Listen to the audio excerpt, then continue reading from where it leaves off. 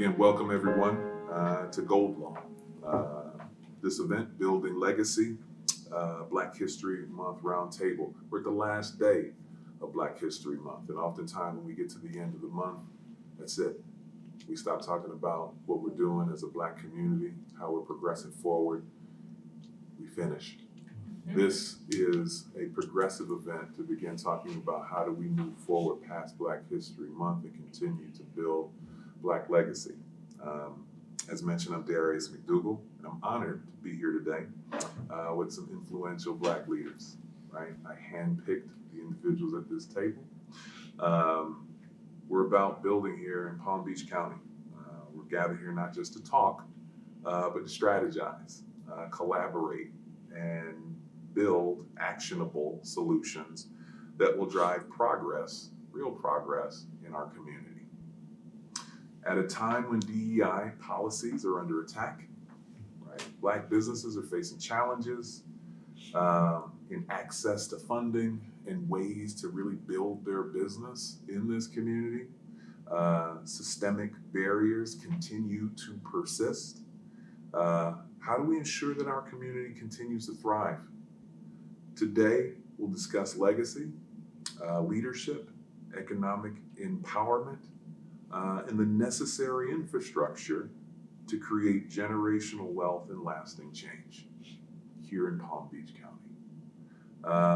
Palm Beach County has Black leadership at high levels, including a Black mayor. How do we ensure that representation translates into real impact? These are the types of things that we're going to discuss. What needs to change and how resources are allocated, and how do we as leaders leverage our influence to demand action, not just awareness. This conversation is about solutions, action, and strategy. So let's do that. A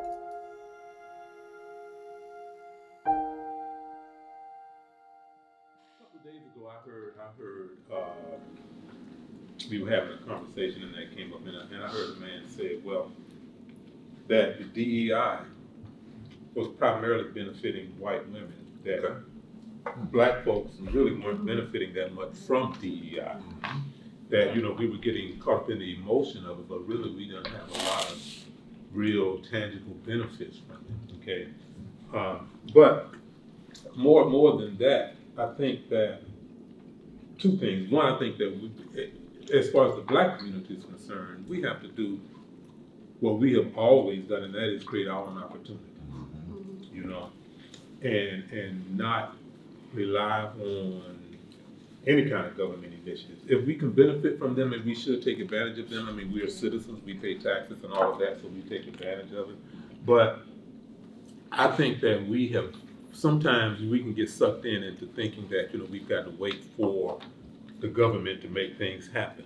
And this same person that I was talking to, for instance, who made that statement, but on the other side, he was talking so much about why we as a Black community could not move forward because there was so much in my position or in his mind, to me, so much dependence on expecting the government. That if the government didn't move, then we are handicapped. We can move forward, and we have moved forward regardless. That we see that are retreating from DEI, it tells me that they really never had a commitment anyway, okay? Because there's nothing that has mandated that they have to retreat. So to me, it's almost like that they're using this as an excuse to retreat from something that they weren't totally committed to in the first place. Because if they were committed, they would have they wouldn't have so easily, just retreated from it, right? But I come from that school of thought where we create our own opportunities. And I think that's why, I'm always honored to be in the presence of entrepreneurs. And, because I think that at the end of the day, that's what we have to do. Interesting. DEI programs really, I believe, came from a corporate optic. In other words, the workforce that you hire on all levels needs to embrace DEI. The programs you put in place need to embrace some of those values in DEI. I'll use Office Depot as an example. Had a great DEI program, and created small business program that embraced DEI, right? And it was doing wonderful things. However, much like what has happened today, kind of deflated that program. To your point, Steve, if you ain't fully embracing or committed to it or invested in it, it goes away just by one guy saying, we're done. Right. So I question your initial commitment from Jump Street. Let me take another kind of stab at it from an entrepreneurial standpoint. So all the big companies have supplier diversity chains. They will be those who embrace what's been done to abolish these DEI programs. They're gonna be impacted by that, and that's only if you do business with a large corporation. And there's some of us who are suppliers to the Walmarts and the Targets, and so we're going to be impacted that way, but to a lesser degree, right? All that's saying, almost to the same point you're saying, Steve, is that if you are an entrepreneur, business owner, and you put all your eggs in one basket, shame on you. Right. You need to diversify your clientele base. And what you can't provide for Walmart, you need to be providing for people who buy the products that you supply to Walmart, mainly your people. So the last thing I'll say about that is I was at a breakfast this morning, and the speaker was talking about our national economic impact, African American impact. $1.2 trillion that we pour into this economy for things that we need, want, and desire, but yet and still we don't see the value of investing in our own economic platform. So we do have the power and the capacity, all right, to have a huge impact, and it just trumps DEI inclusionary measures or programs and things of that nature because we can empower ourselves by investing in ourselves. So I got mixed views about DEI. Sure. I think if I could say one thing real quickly, that there has to be that commitment from the Black community to do what you just said, so that's why I intentionally mentioned that the house that I live in was built by a Black contractor. Okay? Because I was telling, again, the same person I was talking to the other day, because what happens is that when you build a house and a Black contractor builds your house, then it means that all of those subs get an opportunity to work as well. So now your tile person becomes a Black business owner, your drywall and your electrical and the person who's painted the house and put in the sprinkler system and put in the sod and all of those people, so I think, we have to have that commitment to support Black-owned businesses as well, because I think it does take away from some of our dependency on DEI and other government initiatives. Not to shoot them down, because again, like I said, we are entitled to it because, we are citizens and taxpayers like everybody else, but we've got to make sure that those dollars circulate in our community the same way other people's dollars circulate in their community. I look at me and my wife are having a discussion because she is still working in the disability field, and this DEI initiative is really hitting them pretty hard. Case in point, language. Because of the organization she works for, which is a disability organization, it has to be a certain number of individuals that are disabled, a number of individuals that are of a color and things like that. Okay? Quotas. Yes. And of course, because they're getting grant dollars, they have to comply.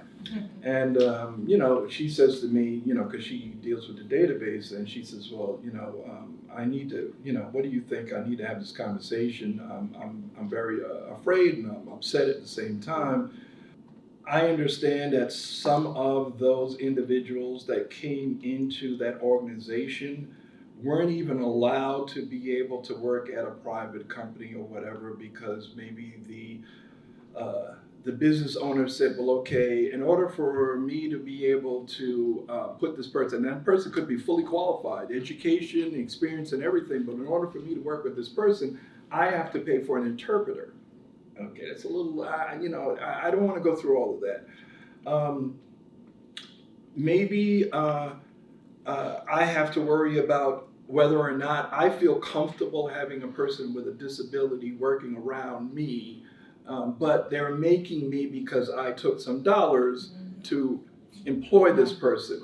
And, I said to her, you got an inside and an outside piece, because bottom line is, within your own organization, okay, you had to fill quotas.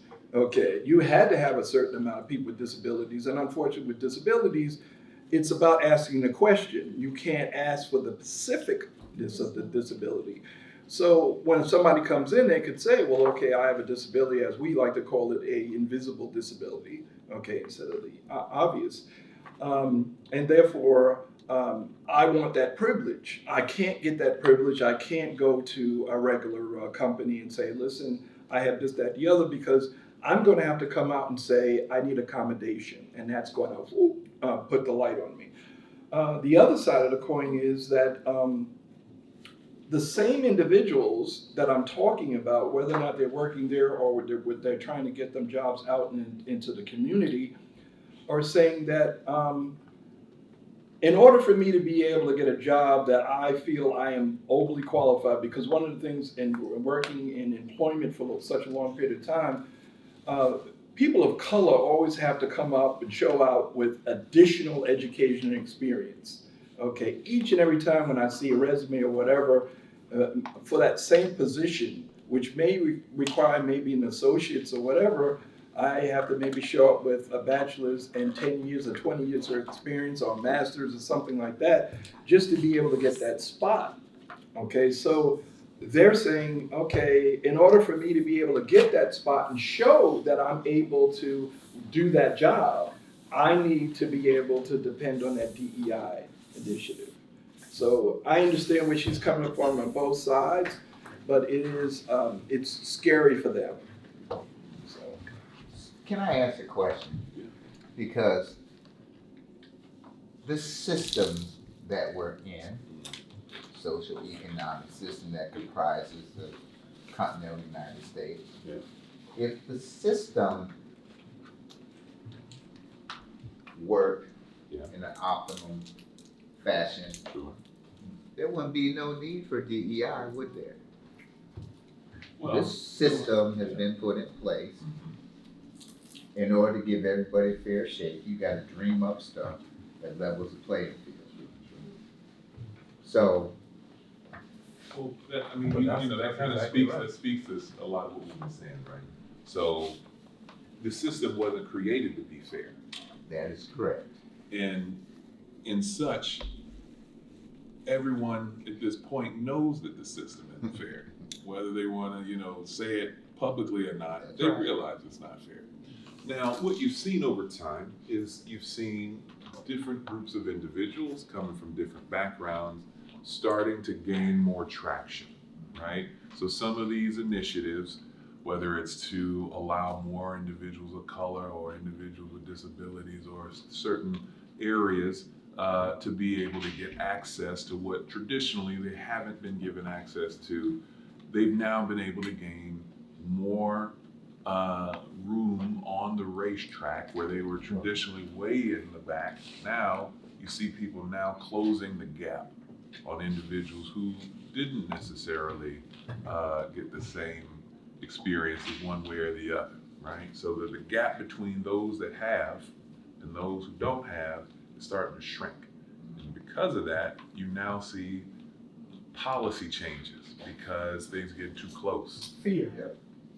right? So that's what you're seeing. You're seeing this in real time because you see now groups of individuals starting to make a difference. You're seeing more collaboration. You're seeing more connection. You're hearing more folks talking about how do we make things work. How do you stop that? You shake it up. Make you start looking at different things. Absolutely. So when we start talking about DEI and policy shifts, yes, on the outside, we're always hearing numbers and things, and it says, well, it didn't help one group, it helped another group. That to me is, I'm gonna show you this here, and I'm gonna take from you here, right? That's really what's happening. A lot of you at the table mentioned certain policies are put in place to encourage people to now get, exceptions, right? To be able to be brought in where they really wouldn't have been brought in before. And now the focus has to be on some of what Steve is talking about. How do we build our own infrastructures so that we're not so dependent on private businesses to hire people who look different than potentially the majority of folks who work within these businesses. Because at the end of the day, this is a direct action against our $1.2 trillion of buying power, right? Without sustainable jobs for people of color, buying power is diminished. Dollars, or green, if you will, is the only color that matters in this country, is green. Every other one is a subset. But to people, to businesses, the color that matters is green, and how they get to it is all that they're trying to focus in on.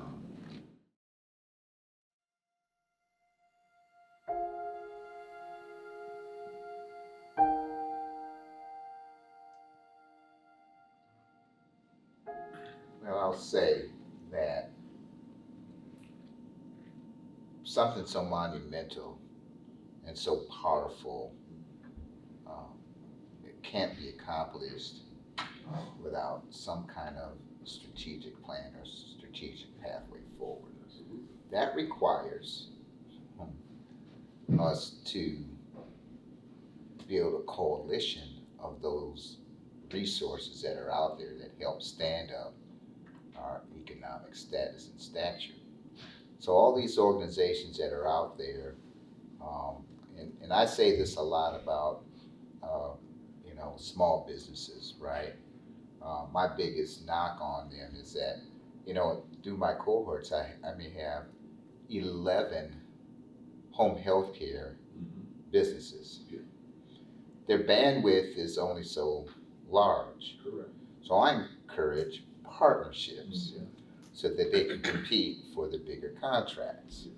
And so that's a stigma that self-destructs us as a people by not wanting to build those coalitions, build those partnerships, pull the resources together to be a stronger, unified group to compete with the big boys out there in the world, right? And so I preach about it. You need to have a partnership to go for after, be competitive in the private sector as well as the public sector.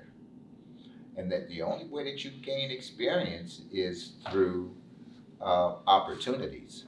And if you don't, work hard enough to get the opportunity, that's nobody's fault but your own. So I put the full ownership and in the spirit of entrepreneurship, true entrepreneurship, there's no threats, but only opportunities. And you create those opportunities by doing your due diligence, handling your business, doing your research, and throwing caution to the wind. Because there's two kinds of fears. There's good fear and bad fear. Good fear propels you forward so that you don't fail. You don't want to fail, right? That's good fear that propels you. Bad fear is you're so afraid of failing that you don't even try. And that's applicable to the larger span of what we're trying to talk about here.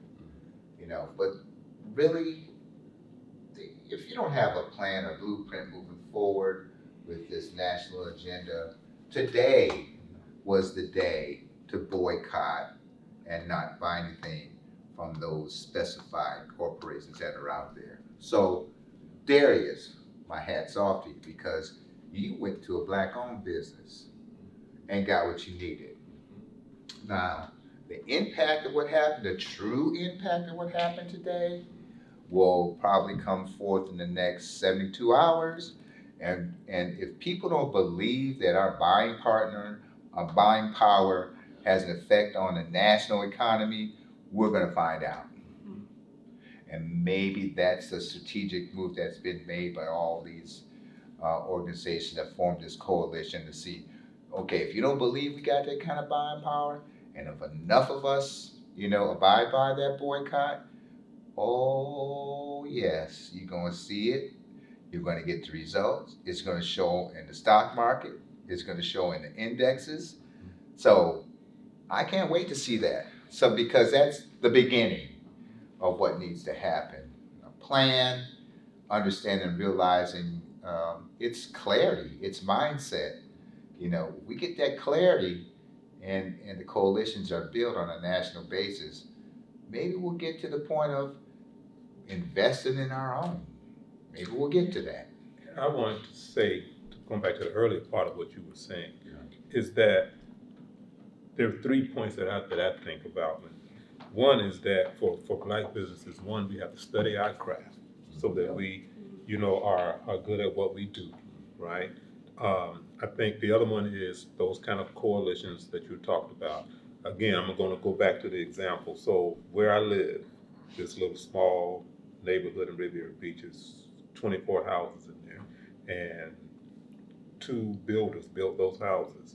And even back then, I kept saying directly to them, man, if y'all came together, you know, There you go. y'all built, you know, you built 12 and you built 12. Suppose y'all came together and y'all can go out and now and build some big developments like, you know, other developers are doing, coming together like that. But the third point I wanted to make is that, again, to something I said earlier, we just have to make that commitment. And I mean that, you know, so here we have this young lady just told us that she has a business. So we just got to go and support it. You know, the lady who brought the food, we just got to go and support it. You know, because a lot of it is that, you know, that's that's what we used to do, right? I mean, and if you study history, you go back to even, you know, prior to integration. Let's be honest about it. Those black businesses, we supported black businesses because we just knew to support black businesses, And they right? were located in the community. And they were located in the we community. weren't allowed to operate business outside So that so we community, supported had them, and we didn't need right. degrees in business and economics or MBAs to understand that. You know what I mean? And the people who ran those businesses didn't have MBAs, Right. but they knew how to do what other groups are doing now, and that is to supply the needs and the desires of the people that lived in those communities. And then the people in those communities supported them. Yeah. So you know, so a lot of that we lost because we've got that $1.2 trillion. Yeah. So it's just a question of where do we channel spend it? Where do Where we we challenge Yeah. it? In making it impactful on a local scale to start. We And look that's right. at the national impact, which is fine, but what we can do here today is what could change the rest of the country tomorrow. So it's about building a bridge here within our communities. We have a lot of different organizations, to your point, that are working in silos. Too many nonprofits and different businesses that are focused on helping our community in different ways that aren't speaking to one another. Exactly. So if we got one program that's focused on helping kids, we got another one focused on helping vets, we got another one focused on helping women who've been abused, and et cetera. We got another one, you know, mentoring young men that are, you know, just out of college or high school and trying to put it together. we might not initially see how all of these businesses can connect, but the simple fact that they're all businesses that are people of color running them, helping people of color, that's the only connection you really need to know. And so from there, you build as a group. Oh, you got an event this weekend? Okay, I'm gonna bring my organization and we're gonna support, we're gonna show up, we're gonna do, you need a sponsorship for this? Okay, we can see what we can do together to put something towards it to help your event be big. And we do that for everybody's event, right? We do that for everybody's podcast. We do that for everybody's TV show, everybody's radio show. That way, there's never a time where this didn't hit. You know, I couldn't get the word out. Nobody knew about my restaurant because, you know, I didn't have all the advertising dollars to put behind it. But if we connect as a unit, as a group, and build that group out, now it's 100 organizations working together as one, or coalition, right? 1,000 of us in of businesses coming together. Now we're filling up stadiums talking about what we're doing.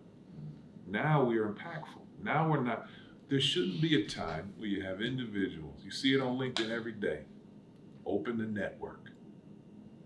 This happened, that happened, I'm out of work. You got people, they got families. This is where, to your point, what we used to do when people were out of work, hey, I got a job, I got jobs up on the job site where I'm at, right? We weren't having to go out to other groups and beg for roles at their companies.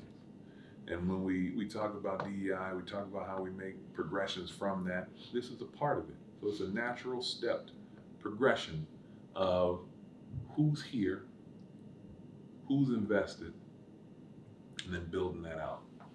And I think we've got to continue to tell our story, because I think one of the tricks or traps that happen to us is that if you don't tell the story enough, we don't realize all of the positive things that are happening.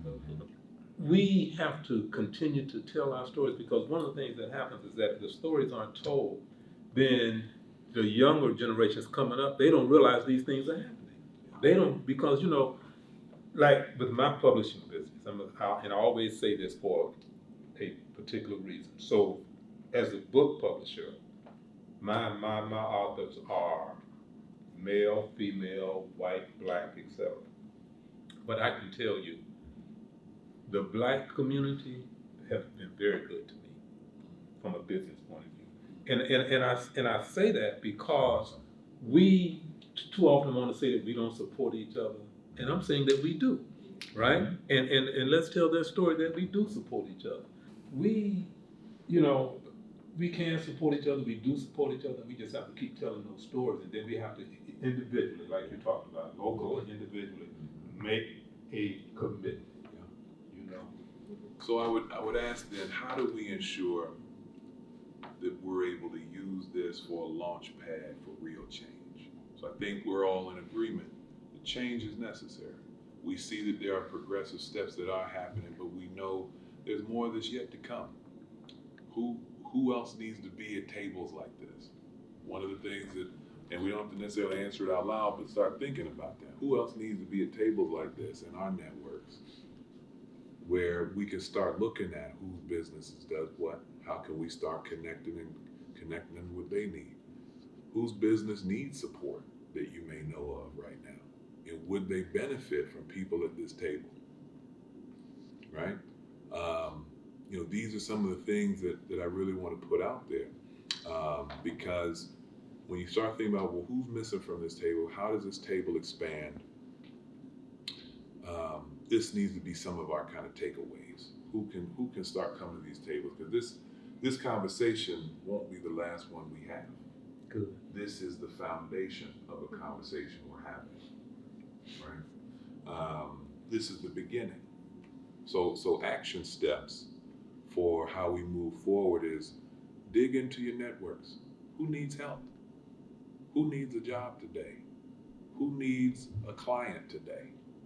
Who needs more camaraderie, more gatherings, more specifics? Bring those to the table, right? And what we'll do is we'll start reconvening on a consistent basis. And you'll start to see more faces of like people at these types of tables. There's gonna be more chairs at this table. Eventually, this room is gonna be full. And that's how we build this out. So I'll close with, this is how we begin building a legacy within our community, is we start bringing more people to the table. When we think about business and living within the community, we often say we need an opportunity to be able to move forward. Without an opportunity, or if you can make your own opportunity, we all talk about it, but it's about getting a seat at the table to be able to do so. So this is the table that we're building as a group. And we're bringing more people, we bring more people to this table to build our opportunity within our community to grow.